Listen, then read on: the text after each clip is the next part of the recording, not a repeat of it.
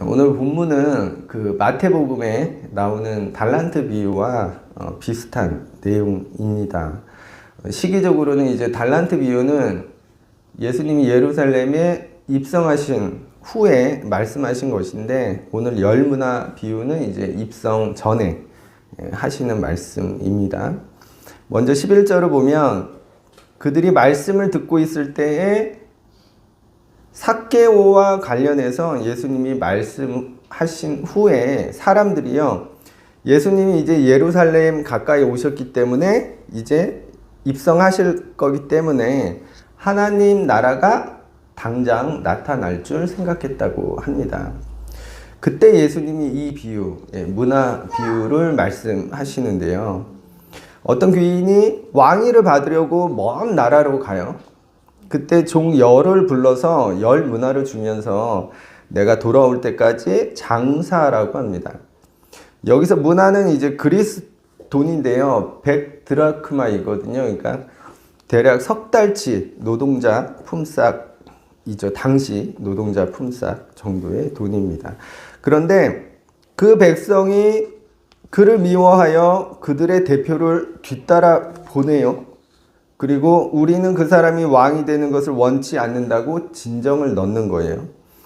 그런데도 귀인은 왕위를 받아서 돌아오게 됩니다. 그가 은화를 준 종들이 각각 어떻게 장사하였는지 묻는데요. 첫째 종이 나와서 주인이여 당신의 한 문화로 열 문화를 남겼습니다 라고 말하고요. 주인은 그 종을 칭찬하며 상을 줍니다. 두 번째 종이 와서 또 이르는데 주인이여 당신의 한 문화로 5 문화를 만들었나이다. 주인이 그 종도 칭찬하고 상을 줍니다. 그리고 이제 세 번째 종이 나오는데 그는 당신의 한 문화가 여기 있나이다. 내가 수건으로 잘 싸두었습니다. 이는 당신이 엄한 사람인 것을 내가 알고 무서워하였고 당신은 두지 않은 것을 취하고 심지 않은 것을 거두기 때문입니다 라고 합니다. 여기서 이제 두지 않은 것을 취하고 심지 않은 것을 거둔다는 말은요, 내 것이 아닌데 내 것처럼 여기는 것을 가리키는 표현입니다. 내가 둔 것도 아니고 내가 심은 것도 아닌데 마치 내 것처럼 여기는 것. 그러니까 세 번째 종은 내 것이 아닌데 내 것처럼 돈을 부렸다가 혹시나 잃어버리면 주인에게 혼날까봐 수건으로 잘 싸두었다는 건데요. 주인은 그 종을 악하다고 하고 곁에 선 자에게 그 한 문화를 빼앗아 열 문화 있는 자에게 주라고 합니다. 그리고 그가 왕이 되는 것을 원치 않던 원수들을 끌어다가 죽이라고 해요. 자, 오늘 본문을 간단히 보았는데 먼저 살펴볼 것은 11절에서 사람들은 당장에 하나님 나라가 나타날 줄 생각했다고 합니다. 왜냐하면 예수님이 예루살렘 가까이 가셨고 곧 입성하실 거기 때문에요. 예수님이 예루살렘에 입성하실 때 사람들이 종려나무 가지를 흔들면서 호산나를 외치며 환호했잖아요. 바로 그 때문이거든요. 그런데 예수님은 아니야, 그게 아니야 라고 알려주시는 겁니다. 오늘 비유에서 귀인은 왕위를 받으러 먼 나라로 다녀오게 됩니다. 이는 예수님이 십자가 사역 후에 다시 재림하실 것에 관한 말씀이죠. 여기서 재밌는 게 있는데요. 오늘 비유에서 하신 말씀이 실화란 거예요. 역사적 사실. 예수님이 태어났을 때 예수님을 죽이고자 한 헤롯이 이제 헤롯 대왕이라고 편의상 부르는데, 그 헤롯 대왕이 죽었을 때요, 그 넷째 부인의 아들 아켈라오가 이제 아버지가 죽었으니까 로마로 가서 자기가 아버지의 뒤를 이어 유대인의 왕이 될 것을 이제 요청하러 그렇게 로마로 가게 되는데, 그때 유대인들이요, 아켈라오의 뒤를 따라서 반대하는 사람들을 보내요. 대표자들을 한 50여 명 보내서 로마에 강력하게 반대를 합니다. 항의를 하는 거예요. 그런데도 아켈라오는요, 아버지 헤롯 대왕처럼 유대인의 왕이란 칭호는 받지 못했지만 유대 지역과 일부 지역을 받게 돼요. 그곳에 분봉왕이 됩니다. 그래서 그가 다시 왕이 되어 돌아왔을 때 그를 반대했던 사람들을 아주 참혹하게 죽이며 복수했다고 합니다. 예수님은 실제 있었던 역사적 사실을 통해 오늘 교훈을 주고 계신 거예요. 아직은 아니라는 건데요. 그러나 예수께서 왕위를 받아 다시 오실 것이고 그때 그와 같이 심판이 있을 거다. 이런 말씀을 주고 계십니다. 참고로 이제 유대인들이 이 아켈라오를 강하게 반대했던 이유가요. 그가 몹시 포악했다고 합니다. 그래서 예수님도 이 헤롯 대왕이 예수를 죽이려고 하니까 애굽으로 피하게 되잖아요. 근데 애굽에서 이제 사자가 꿈에 나타나서 요셉에게 이제 그 헤롯 대왕이 죽었으니까 돌아가라고 해요. 근데 요셉이 뭐라고 하냐면 아버지는 죽었는데 그 아들 아켈라오가 아버지 헤롯을 이어 유대의 임금이 되었다는 소식을 듣고 거기 가기를 두려워했다고 해요. 그래서 천사가 다시 지시해서 갈릴리로 가게 되는 거거든요. 결국 이제 이 아켈라오는 너무 잔인한 그 폭정과 또 학살로 인해서 한 10년 정도 아주 짧은 통치를 하고 물러나게 됩니다. 다시 본문으로 가서 그러니까 오늘 본문에서 왕위를 받으러 먼 나라를 다녀오시는 그분은 예수님인데 이는 예수님이 죽으시고 부활하신 후에 승천하시고 또 다시 오실 때까지를 가리키는 것이죠. 그런데요, 여기서 예수께서 왕이 되는 그 일이 싫은 사람들이 있는 거예요. 그들은 예수님이 왕이 되는 일을 반대합니다. 그리고 이제 그의 종들이 나오는데 10종에게 한 문화씩 장사하라고 돈을 주고요. 어떤 이는 자기가 받은 한 문화로 10문화를 남기고 또 어떤 종은 5문화를 남깁니다. 그리고 어떤 종은 주인이 두려워서 혹시 돈을 잃을까봐 자기가 받은 한 문화를 그냥 잘 보존해요. 예수님은 이윤을 남긴 종들에게는 칭찬하시고 그냥 잘 보존해 두었던 그 종에게는 악하다고 화를 내셨어요. 여기서 이제 우리가 알아볼 것은 오늘 이야기에서 예수님을 반대한 사람들은 누구일까? 예수가 왕이 되는 그것을 반대하는 사람들은 누구일까? 또한 종들이 장사하는 일, 이윤을 내는 일은 무엇일까? 또 끝으로는 예수님이 칭찬하실 때 하신 말씀, 10문화를 남긴 종이나 5문화를 남긴 종이나 똑같이 네가 작은 것에 충성하였다고 하신 그 말씀, 그 의미가 무엇인지 하는 것입니다. 먼저 예수님이 왕이 되는 것을 반대하는 사람들은 누구일까? 당시로 보면 기득권을 누리던 종교 지도자들, 제사장, 서기관, 바리새인들일 겁니다. 그들은 항상 예수님이 하시는 일의 반대편에 있었어요. 예수님이 나사렛에서 하신 최초의 선언 있잖아요. 희년과 억눌린 자들의 해방 선언. 그리고 그 이후에 예수께서 하신 일들. 예수님은요, 죄인들, 세리들, 바리새인들, 가난한 자들, 부자들, 문둥병자들, 또 어린이들, 귀신 들린 자들, 이방인들, 그리고 여자들과의 만남을 통해서 보여주셨어요. 세상을 위한 하나님의 마음과 그분의 뜻, 그리고 그분의 통치가 어떤 것인지, 그분의 통치를 받아들이고 사는 그 삶의 모양이 어떤 것인지 분명하게 보여주셨거든요.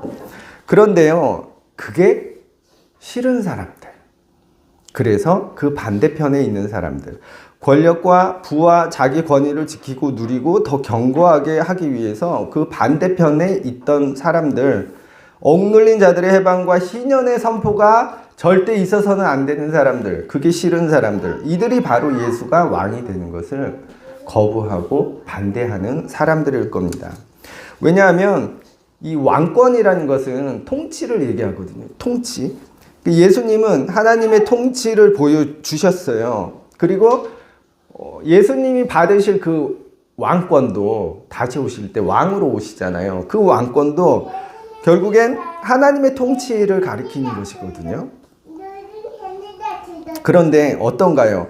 예수님이 보여주셨어요. 하나님의 통치를. 그랬더니 두 눈으로 보고 나니까 더욱 그런 거예요. 그들은 그런 세상이 오면 안 되는 겁니다. 왜? 억눌린 자들이 해방되려면 어떻게 돼야 되는 거예요? 자기들의 노예가 풀려나야 되는 겁니다. 신년이 선포되면 땅을 원주인에게 돌려주고 빚을 탕감해주고 역시 노예로 풀어줘야 하는데 그건 뭐예요? 기득권자들이 손해보는 일이거든요. 가진 자들의 것이 사라지는 거예요. 그들의 것이 빼앗기는 거예요. 어떻게 보면. 그러니까 그들이 누리던 기득권을 잃어버리게 되니까 바로 이 사람들이 예수님이 왕 되시면 안 되는 사람들이죠. 그렇다면 예수님이 종들에게 장사하라고 하신 일은 뭘까? 이는 예수님이 십자가 사역 후에 떠나시고 또 다시 돌아오심의 그 중간기에 관한 것인데 그의 종들, 곧 교회 공동체에 요청되는 일입니다. 예수님의 제자들은요, 주님이 다시 오실 때까지, 그분이 왕으로 오실 그때까지 장사해서 이윤을 남겨야 한다는 거예요. 장사하러 가시게요. 네. 이것은요, 제자들에게 요구되는 충성과 또 책임감의 요청일 겁니다. 제자들은요, 그들에게 맡겨주신 것을 안전하게 보관하도록, 보존하도록 명령받은 게 아니고요. 그들은 그것을 불리고 늘려가야 하는 겁니다. 그들이 받은 말씀은 그대로 보존되는 게 아니라 확산해야 되는 거예요. 우리가 받은 복음은요, 우리 안에 그대로 있으면 안 되는 거고요. 내 밖으로, 우리 밖으로 나가서 마치 이윤을 남기는 것처럼 그렇게 확산되어야 하고 또 늘려 나가져야 하는 겁니다. 그런데요, 이 일이 어떤가요? 두렵고 떨린 일입니다.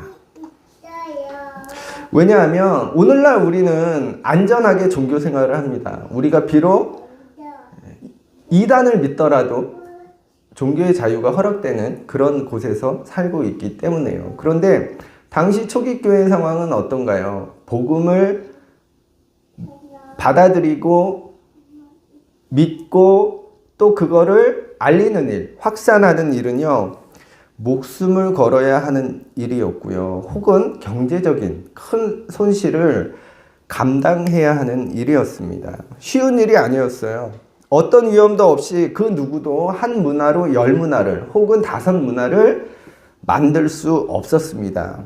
세상에서 예수를 증언하고 그 믿음을 지키는 일은요, 용기가 필요한 일이었어요. 두렵고 떨리는 일이었습니다. 세 번째 종은요, 그랬던 거예요. 두려웠어요. 그래서 예수의 복음을 듣고 받고 그 안에 있었지만 그걸 밖으로 꺼내지 못했어요. 그는 장사하지 못했고 이윤을 남기지 못한 겁니다. 확산하지 못한 거예요. 그런데요, 우리는 초기 교회 사람들처럼 그런 생명의 위협이나 경제적 위험이 없이 종교 생활을 하고 있는데, 그런데 알고 보면 오늘날도 마찬가지인 거예요.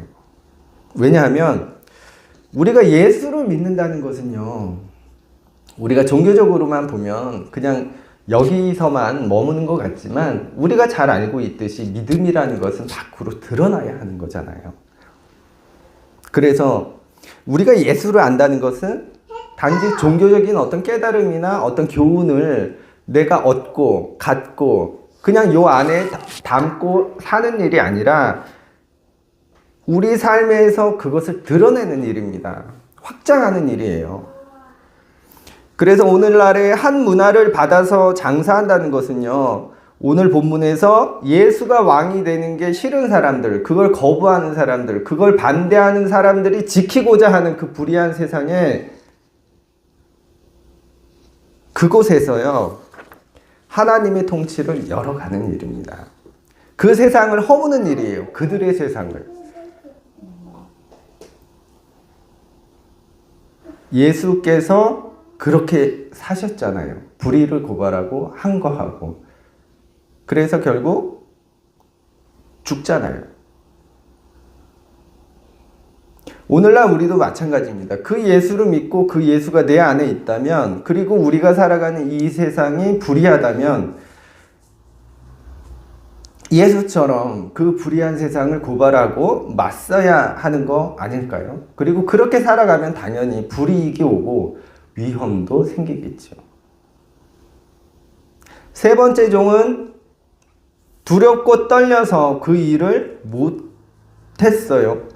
예수를 알고 있었는데, 그 안에 복음이 있었는데 못했습니다. 저는 혹시 우리가 오늘날 교회 공동체, 교회로 살아가는 우리가 마치 이 세 번째 종과 같지 않은가 생각을 해봅니다. 우리는 예수에 대해서 알고 믿음이 있다고 여기며 또 하나님을 믿노라고, 그래서 나가서 전도도 하고 그러잖아요. 헌금도 하고, 그리고 이 황금 같은 시간에 예배 자리에 있는 거고요. 그런데 실제로는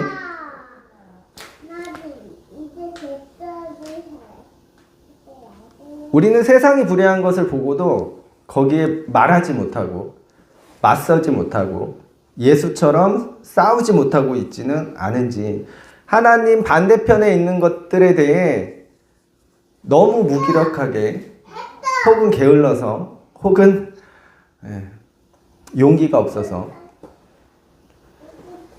그렇게 싸우고 투쟁하지 못하고 있지는 않은지 한번 생각해 보면 좋겠고요.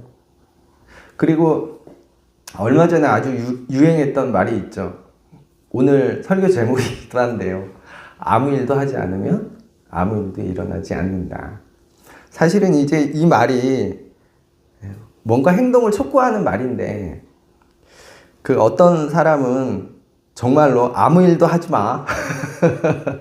그러면 어떤 안 좋은 일도 생기지 않을 거야 라는 식으로 협박용으로 이 말을 쓰기도 했는데, 그런데 정말 아무 일도 하지 않으면 아무 일도 일어나지 않습니다.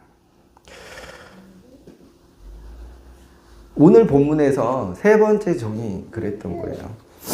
그런데 우리가 사는 이 세상이요, 좀 좋아지고 좀 더 살만한 세상이 되는 것은요, 누군가가 어떤 일을 했기 때문입니다. 우리 역사를 통해 우리가 잘 알고 있듯이 과거 독립투사들이 흘린 피가 있었기 때문에 우리가 독립이 된 거고요. 수많은 민주화 운동과 또 인간 존엄성과 평등을 위한 운동이 계속 일어나 왔기 때문에 우리가 오늘날 좀 더 인간답게 살 수 있는 것 아니겠어요? 우리가요, 예수를 믿는다는 것은 하나님 통치를 받아들인다는 겁니다. 그것이 옳다고 여기고 믿는 건데요. 그래서 우리가 예배 때마다 하는 주기도문의 내용도 사실 그거 아닙니까? 하나님 나라가 이 땅에 이루어지게 해달라는 기도, 하나님의 통치가 이 땅에 이루어지게 해달라는. 그런데 중요한 것은 그것들이 우리 안에만 있으면, 이 안에만 있으면 세상은 변하지 않고요, 하나님의 통치가 이 땅에 이루어지지도 않습니다. 그것들이, 우리가 믿고 신앙하는 것들이 우리 밖으로 뛰쳐나와서요, 행동으로 일어날 때, 그때 비로소 그것들이 이루어지는 거 아니겠어요? 바로 이 일이 우리 교회 공동체에게 요청되는 거고요. 그 일이 바로 한 문화를 10문화 혹은 5문화로 늘려나가는 일입니다. 이제 우리가 받은 한 문화, 곧 예수 복음을, 하나님 나라를 세상에 확장하는, 그래서 이유는 남기는 우리가 되기를 바라고요. 그런데 예수님은요, 10문화를 남긴 종이나 5문화를 남긴 종이나 똑같이 작은 것에 충성하였다고 칭찬하세요. 우리 상식으로는 더 많이 남겼으면 더 칭찬해주고, 넌 큰일 했구나, 그리고 조금 남겼으면 넌 좀 적은 일 했지만 그래도 애썼다, 이렇게 할 것인데, 예수님은 똑같이 작은 것에 충성했다고 하시는 겁니다. 이는 이제 달란트 비유도 마찬가지인데, 달란트 비유에서 종들에게 각각 다르게 주거든요. 5달란트, 3달란트, 1달란트. 그런데 5달란트 남긴 으로 5달란트 남긴 사람이나 3달란트로 3달란트 남긴 사람이나 이제 똑같이 작은 것에 충성하였다고 이제 거기서도 해요. 이는 더 많이 남기는 것에 관한 게 아니고요. 각자의 가진 것에 관한 겁니다. 그러니까 각자가 다르잖아요. 가진 것도 다르고 처한 상황도 다르고 그래서 그가 할 수 있는 일도 다릅니다. 그래서 더 많은 일을 하는데 초점이 있는 것이 아니고요. 내가 할 수 있는 거기에 초점이 있는 거예요. 예를 들어 1억을 가진 사람과 100만 원을 가진 사람이 기부를 한다고 치면 100만 원을 가진 사람에게 너도 1억 가진 사람처럼 기부하라는 얘기가 아니고요. 1억 가진 사람은 더 많이 할 수 있는 거고 100만 원 가진 사람은 그 100만 원에 맞게 기부하는 것이죠. 각자의 상황과 처지와 환경에서 내가 할 수 있는 최선에 관한 그겁니다. 그러므로 우리가요, 각자의 상황에서 처지에서 우리가 할 수 있는 최선으로 살아가면 좋겠습니다. 그런데 여기서 이제 내가 할 수 있는 그 최선, 그걸 해야 하는데 그게 어떤 거라는 거예요? 하나님의 통치를 위한, 그분의 뜻을 위한, 예수의 가르침에 맞는, 예수가 추구하시고 보여주신 바로 그 세상에 관한 그 일, 거기에 대한 우리 몫에 관한 것이죠. 그리고 달란트 비유와 이 문화 비유가 가진 공통점이 있는데요. 이 달란트 비유는 양과 염소의 비유와 묶어지는 거고요. 오늘 문화 비유는 요 바로 위의 이야기, 삭개오 이야기와 묶어지는 거거든요. 그래서 공통점이 뭐냐면 이 달란트 비유는 그 양과 염소의 비유를 통해서 가난하고 헐벗은 사람들에게 도움을 주고 자기 것을 나누라는 그런 메시지가 엮어진다면 오늘 문화 비유는 그 삭개오의 그 회심 이후의 행동들을 통해서 역시 같은 메시지를 갖고 있어요. 그러니까 삭개오가 회심 이후에 어떤 말을 하죠? 자기의 전 재산의 절반을 가난한 자들에게 나눠주겠다고 합니다. 그러니까 이는 어떤 거예요? 엮어지니까, 같은 묶음이니까 자기가 가진 재산을 어떻게 써야 하는지 거기에 관해서 알려주고 있는 거죠. 삭개오가 했던 것처럼. 그런데 여기서도 이제 중요한 게 달란트 비유에서 보면 많이 받은 자가 많이 이윤을 남기잖아요. 그러니까 전에 말씀드린 거랑 마찬가지로 이게 무슨 말이냐면 많이 가졌으면 많이 하는 거예요. 이게 좀 우리는 좀 싫은 부분이지만 네가 적게 가졌으면 적게 할 수 있는 건데 많이 가졌다면 많이 해야 된다는 거예요. 왜냐하면 많이 가졌기 때문에. 오늘 본문 말씀에서는 이제 그런 메시지도 갖고 있다. 요건 산불로 인해서 이제 피해 주민들이 많이 생겼는데 또 기부 역시 많은 기부 역시 이어지고 있더라고요. 그 중에서 이제 저는 아이유 기부를 봤는데 좀 인상적이었던 게 2억을 했더라고요. 근데 1억은 피해 주민들을 위해서 하고 1억은 이제 수고하는 소방 대원들의 그 처우 개선 등을 위해서 이제 했다고 해요. 참 이뻐요. 그런데 이제 한편 이런 생각이 들더라고요. 이 지금 우리나라 높은 자리에 계신 분들 이 재산이 엄청나게 많거든요. 뭐 국회의원들 중도 뭐 100억대 이상 가지신 분들도 많은 걸로 알고 있는데 그분들 기부했다는 얘기는 없더라고요. 그렇죠. 또 그러니까 이런 게 좀 안타깝고 그렇죠. 그런데 오늘 본문에서는 정확히 뭐라 그래요? 네가 많이 가졌으면 많이 하라고 해요. 그리고 달란트 비유도 그렇고 한 문화 비유도 그렇고 똑같이 이 부분 가난한 자들을 돕고 자기 것을 나누라는 메시지를 주고 계시고요. 또 이게 종말로 이어진다는 것이죠. 예수님이 다시 오실 때 그때 그것을 심판하신다고 하시는 제 얘기가 아니라 오늘 본문에서 그렇게 알려주고 있기 때문에 우리가 많이 가졌거나 적게 가졌거나 이 일을 위해 힘써야 된다는 그런 교훈을 얻을 수 있고 또 내가 적게 가졌더라도 그 적은 부분에서의 최선 또 많이 가졌다면 그 많이 가진 그 안에서의 최선을 우리가 예수의 뜻대로 낮은 곳을 향해서 가난한 자를 위해서 사용해야 되겠다. 그런 교훈을 안게 되고요. 어쨌든 오늘 설교를 마치려고 하는데, 오늘 한 문화 비유는요, 예수님이 다시 오실 때까지 교회 공동체에 요청되는 그 충성과 책임에 관한 말씀으로 볼 수 있습니다. 마치 장사에서 이윤을 남기듯이 종들에게 주어진 한 문화와 같이 우리가 받은 그 복음, 하나님 나라, 우리의 새로운 인식이 우리가 옳다고 여기며 받아들인 그 하나님의 통치를 확장하는 일이에요. 이는 또한 예수님이 왕이 되는 것을, 다른 말로 그런 하나님 나라가 싫은 사람들, 하나님의 통치를 거부하고 반대하는 사람들이 누리고 지키고자 하는 그 세상을 고발하고 그에 맞서는 일입니다.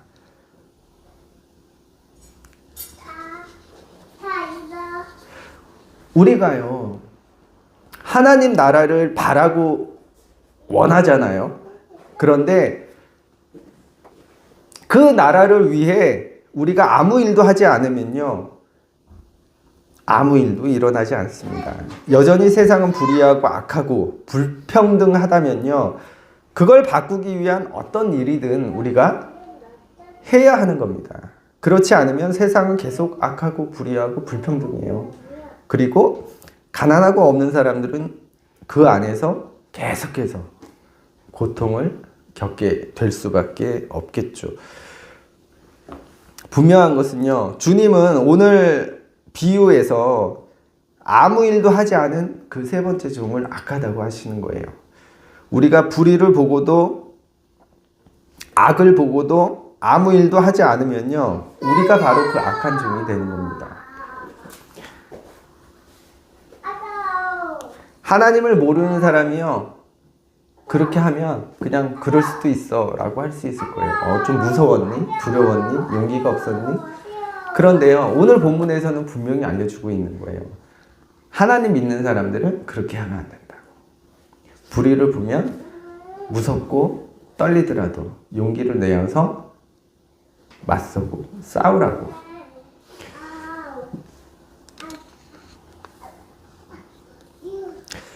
바로 그 일을 위해서 교회 공동체를 부르셨고요. 오늘 비유 이야기에서 그 10문화, 5문화를 남긴 종들이 바로 오늘날 교회 아닙니까? 저나 여러분이나 바로 이 일을 위해 부르심을 받은 교회 공동체임을 오늘 다시 한번 기억하면 좋겠고요. 또 오늘 비유에서의 그 종, 세 번째 종이 아니라 10문화, 5문화를 남긴 그 종이라는 것을, 그 종으로 요청된다는 것을 우리가 한번 기억했으면 좋겠고요. 이제 끝으로 이 말씀만 전하고 정말 마치겠습니다. 그런데 우리가 이제, 저도 오늘 설교했지만, 이렇게 생각하면 우리가 너무 하나님의 통치, 막 하나님 나라 이러면 너무 거창하고 크고, 저 밖에서 일어나는 일제 강점기 때로 돌아가면 독립운동 해야 되고 막, 그렇죠? 그렇게만 생각이 되는데, 우리가 너무 그렇게 크게만 생각 안 했으면 좋겠어요. 왜냐하면 사실 이 하나님 나라가 이루어지고 그분의 통치가 이루어지는 곳은 물론 거기서 돼야 되는 것이죠. 그런데 정말 중요한 것은 우리 일상이거든요. 내가 살아가는 곳. 거기서 먼저 변화가 될 때 세상도 바뀌는 겁니다. 예를 들어 가정에서 폭력을 일삼는 사람이 세상의 불의를 지적하고 정의를 외치며 되게 모순되지 않을까요? 직장에서 부하 직원 막 괴롭히면서 나가서 막 불의를 막 이러면서 정의를 외치면 그것처럼 웃긴 일이 어디 있겠어요? 네. 우리 아들이 전에 저한테 그러더라고요. 아빠는 이거는 안 쓰는데 말로 폭력을 쓴대요. 이제 제 딴에는 안 때리면서 키우려고 노력한 건데, 그러다 보니까 잔소리가 늘고 턴이 높아지고 화를 많이 내게 되더라고요. 근데 사실은 그것도 폭력이더라고요. 이런 자잘한 부분 같지만 우리 일상에서 우리가 소홀히 여기는 것들 그 안에서 많은 하나님의 통치를 받아들이고 그분의 뜻대로 살아가고 있는지를 점검하면 좋겠고요. 특별히 이제 사순절 기간이니까. 그리고 중요한 건 우리의 가정에서부터, 우리 직장에서, 우리의 일상에서 우리가 관계하는 사람들과의 그 사이에서 먼저 그런 하나님의 정의와 또 상식과 공평, 평등 이런 부분들이 일어날 때 우리가 세상도 변화시킬 수 있는 거 아니겠어요? 그래서 먼저 우리가 사는, 우리가 접촉하는, 우리가 숨쉬고 함께 마주하는 그 작은 세상에서 정의를 이루어가고 하나님 나라를 먼저 이루면 좋겠습니다. 또 우리 교회도 마찬가지죠. 우리 교회 공동체도 먼저 하나님 나라가 이루어져야 그걸 밖으로 확장할 수 있으니까. 분명한 것은요, 아무 일도 하지 않으면 아무 일도 일어나지 않는다는 거 우리가 한번 다시 기억하면 좋겠고요. 이제 액션을 하는 우리가 되면 좋겠습니다. 기도하겠습니다.